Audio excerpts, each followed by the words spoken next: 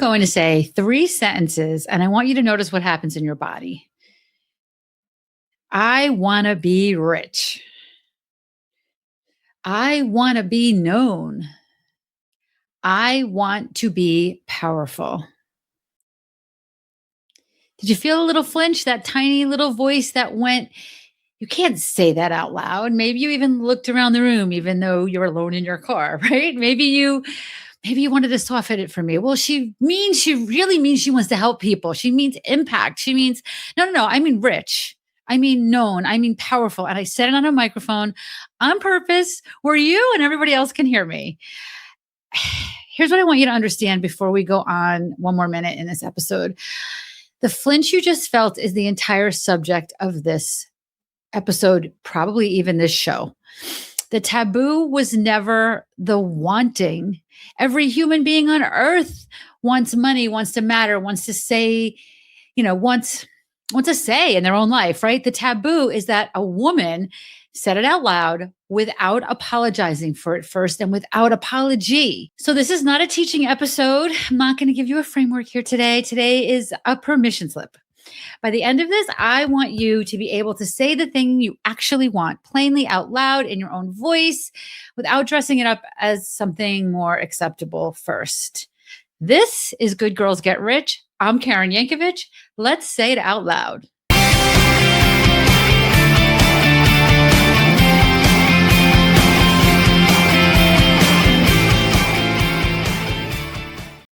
So let me tell you where I believe that flinch comes from, because it's important you know it's not yours. You didn't invent it. It was installed in you. Nobody ever sat a little girl down and said, don't want things. That's too obvious. We'd have noticed that, right? What we got instead was much quieter and much more effective.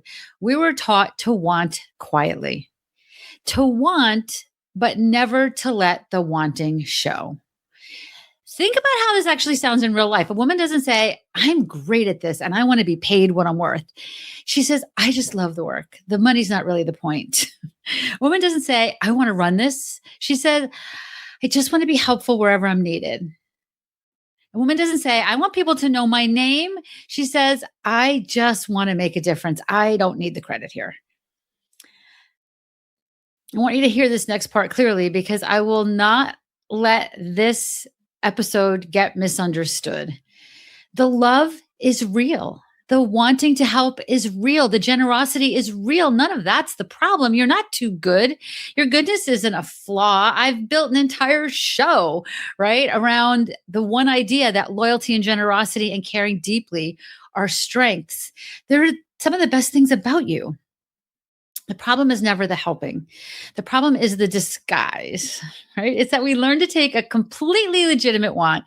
I want money. I want authority. I want to be recognized, and kind of smuggle it past the world wearing a costume so nobody can catch us wanting it.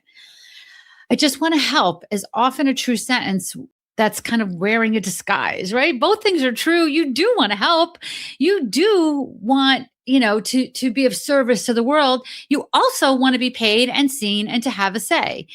That second list is the one we bury. I've talked about this a few times on the show, but a couple of years ago, or maybe last year, in our program that is now the Visibility Salon, we had a Zoom call, and it was the end of the year. So or maybe the beginning of the year, or whatever, but I went around the Zoom room and I asked every single woman in the room what they wanted out of the next year.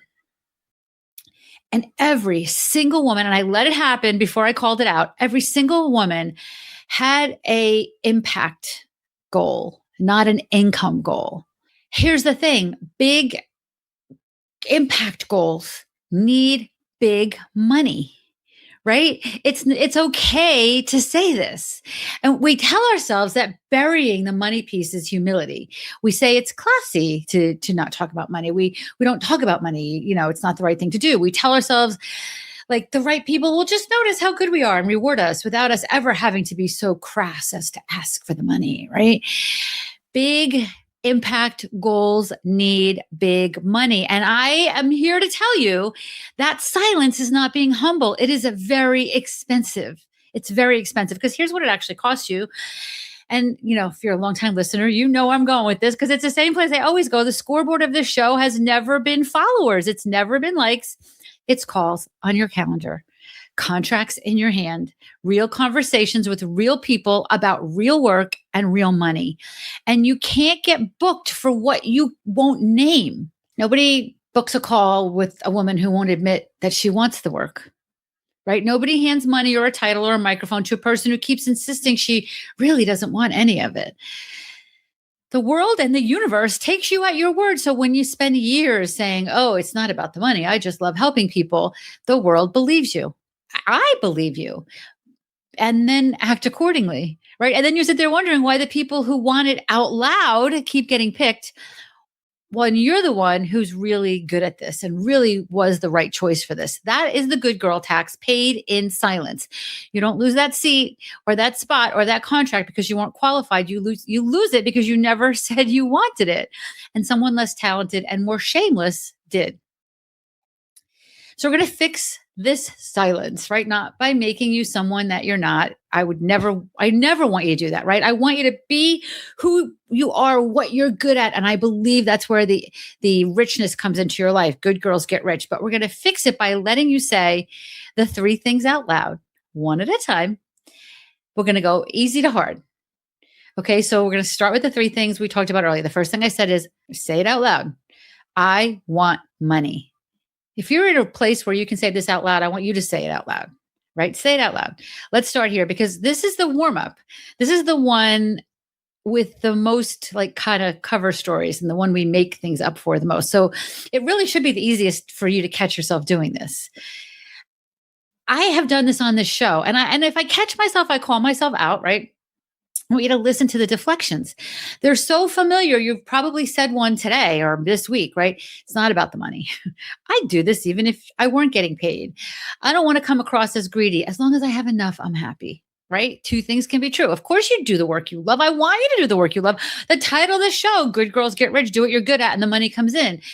Of course, you're not in it purely for the cash, but notice how fast you reach for those lines and notice that you reach for them before anyone even asked you to or accused you of anything. You're defending yourself against something that nobody's even asking you to defend yourself against. That's the installation talking. That's the conditioning, the years and years of conditioning, making sure that you apologize for wanting money before the wanting even fully forms, right? So here's your permission, and I want you to try this sentence. I want money. Not enough, not to be comfortable, not to not have to worry. Those are the shrunk down, apologetic versions of this. I mean money, lots and lots of money, specifically, plainly, in any amount that you could write down, right? I want to be paid well. I want to be paid more, right? I want the work I'm genuinely excellent at to translate into real numbers, real big, fat, juicy numbers in my actual bank account. And I'm allowed to want that without reluctance. Say it out loud, my friend. Say it out loud. I want money. I think there's a song like this, right? Lots and lots of money, right? Find that song, sing it out loud, right? Wanting money does not make you greedy. It makes you a person with bills and with goals and with a life you'd like to fund. And people maybe you want to take care of. Maybe you want to take your family to Disney World. Maybe you want generational wealth. Maybe you want a big ass beach house, right? Where everybody can come to, right? Greedy is a thing you'd actually have to do. It's not a thing you are for simply naming a number.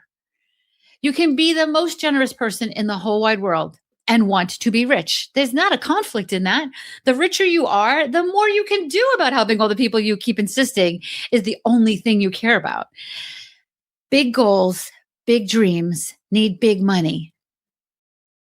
Period. I want money. All right, we're going to move on to the next one. I want power. This one might feel a little harder, right? Money, we can at least pretend is practical, right? Power feels like we're getting greedy in a way that shows on our face, right? So here's a test that I want you to perform or run or whatever, right? Think about the word ambitious. When it's said about a man, he's really ambitious. It's a compliment. Right? It's a recommendation. It's the reason he gets that stretch assignment. Now here it's said about a woman. She's very ambitious. Feels like a warning, doesn't it? It comes with a little raised eyebrow. It means she's a lot. It means watch out for her. Same word, completely different temperature depending on who it's aimed at. So, of course, you learned you want power quietly. You watch what happens to women who say it loudly. You translated it into something safer. You stop saying, like, I want to lead this and start saying, I just want to be impactful. You stop saying, I want a seat at the table and started saying, I just want to support the team. Impact and support are lovely words. They're beautiful words. They're also very often power in a disguise so the room doesn't get scared of you. So let me kind of talk about what I feel like power actually is, because I think we've let it get vague and scary on purpose. Power is a seat at the table where the decisions get made. I want power. I want a seat at the table where the decisions get made.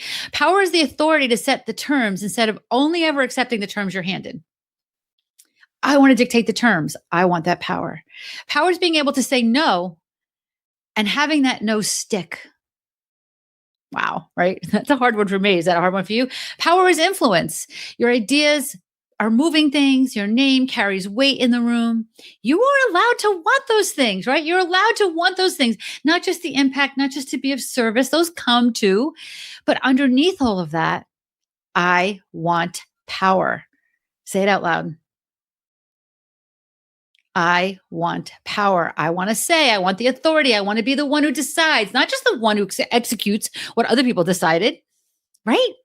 Who hires that person? I want my yes and my no to mean something. And I don't have to soften that into, I just want to help where I'm needed so that nobody gets nervous about a woman with an agenda. Wanting power does not make you domineering. It means you'd like some say over your own life, right? And your own work, which I cannot stress this enough, is the baseline emotional starting point for literally every man you've ever worked for. And nobody asked them to apologize for it. All right, moving on. I want to be known. Here we are, the deep one, visibility. I want to be known. That one that if you're like many of the women I work with, you've maybe never said it out loud to a human being in your entire life. I want to be known. Because this is the one with the most shame loaded onto it. Listen to the voices. Don't be full of yourself. Don't make it about you. Nobody likes a show off. Who do you think you are, right? That last one. Who do you think you are?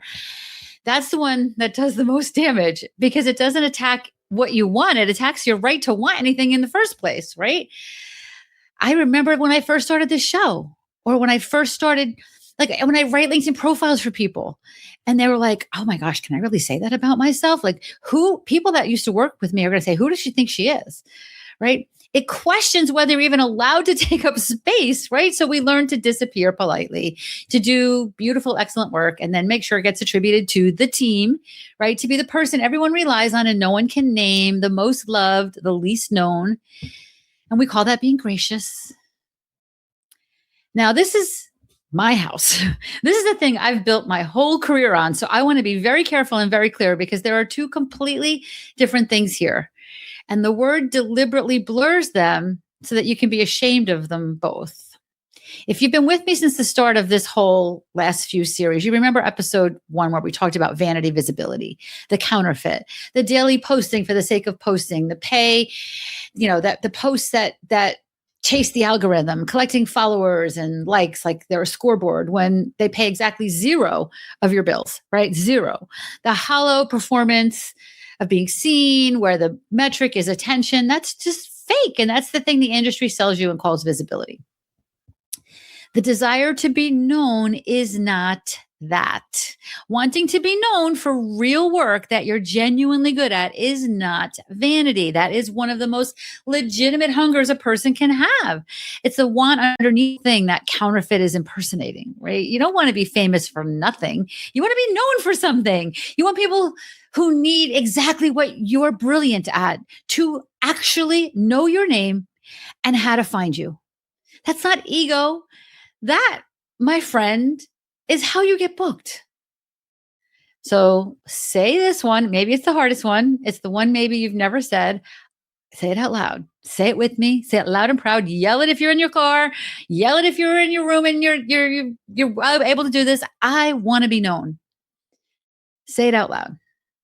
I want my name on my work.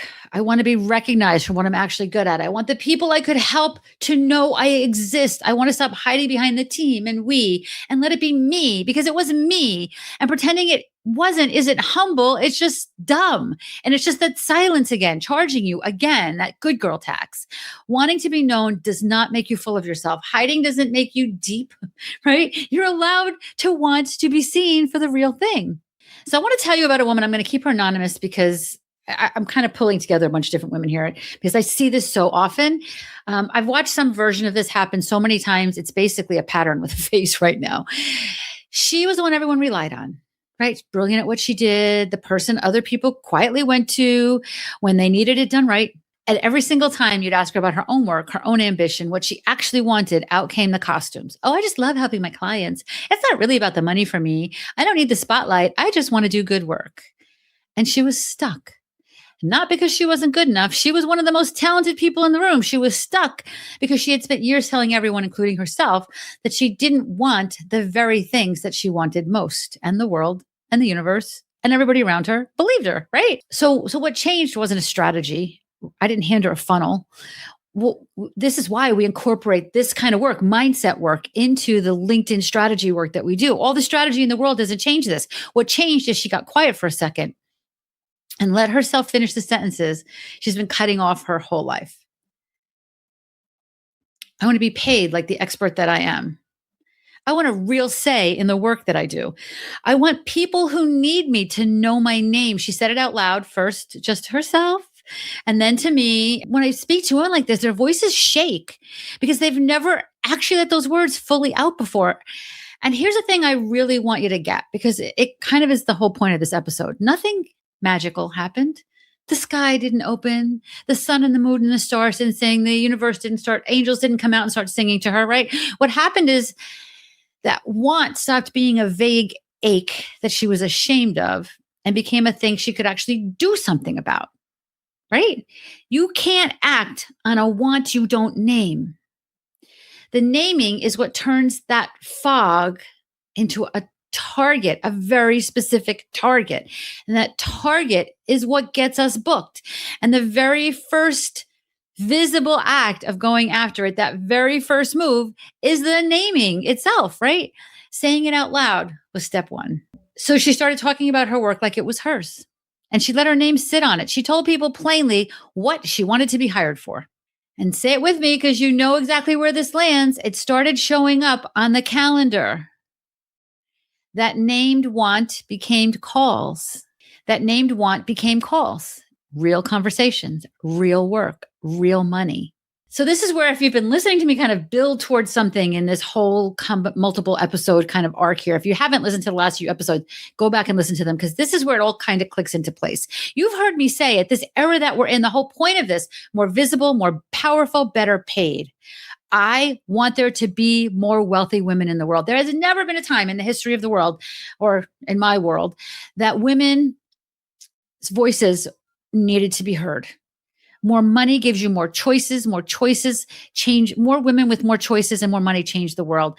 I want you to hear what this actually is now. This is not a slogan I made up to sound good. That's just like 3 sentences. I want to be known, more visible. I want power, more powerful. I want money, better paid. The tagline is what it sounds like when a woman finally says all 3 out loud and stops apologizing. It was the permission that we've been waiting for the whole time. So here's the part where I actually hand you the permission slip. The permission slip that, it comes with a dare, though, because I think you need one.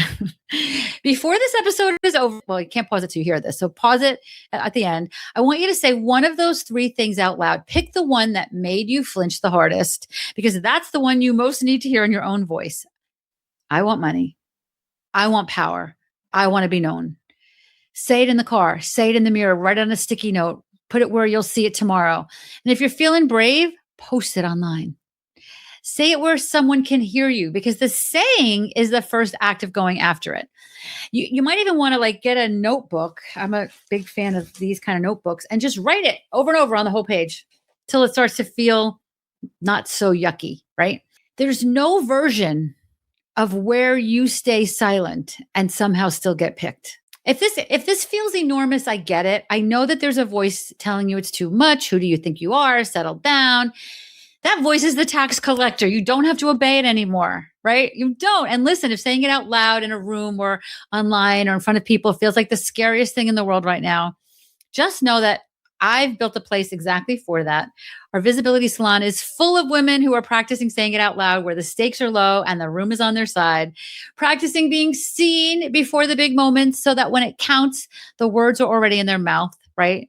That's all the visibility salon really is, right? It's a room where women say it out loud together, support each other. Big dreams are happening there. Visibilitysalon.com. Checks you there. We give you a free week. Check it out. It's very, very inexpensive, like cost of lunch per month. So if that's what you need, the door's open. Come come join us for that free week. Come say it where people are rooting for you. We're here.